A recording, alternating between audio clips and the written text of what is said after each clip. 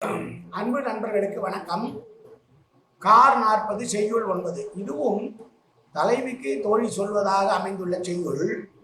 தோழி சொல்லுகிறாள், தலைவியினுடைய விரகதாபத்தை போக்குவதற்காக தலைவன் வந்து சேருவான்.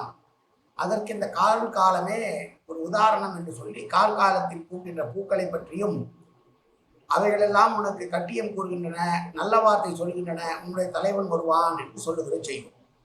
கருவிளை கண்மலர் போல பூத்தன கார்க்கு ஏற்று எரிவனப்பு உற்றன தோன்றி வரிவளை முன்கை இறப்ப துறந்தார் வரல் கூறும் இன்சொல் பலவும் உரைத்து. கார்காலத்திலே கண் எப்படி மலர்கிறதோ அதுபோல் பூக்கக்கூடிய கருவிளம் பூக்கள் இருக்கிறது.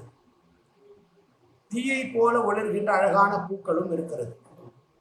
வரிகளை உடைய வளையல்களை அணிந்து உன்னுடைய இழைப்பினால் அவையெல்லாம் கழன்று விழக்கூடிய நிலையில் இருப்பதை பார்த்து அவை சொல்லுகிறது, இனியே பல சொல்களை சொல்லி பிரிந்து சென்ற தலைவர் வரப்போகிறார், கவலைப்படாதே என்பதனை கார்காலத்து பூக்கள் உனக்கு உரைக்கிறது தெரியவில்லையா என்று தலைவியை பார்த்து தோழி கேட்பதான செய்யுள். மீண்டும் செய்யுள்.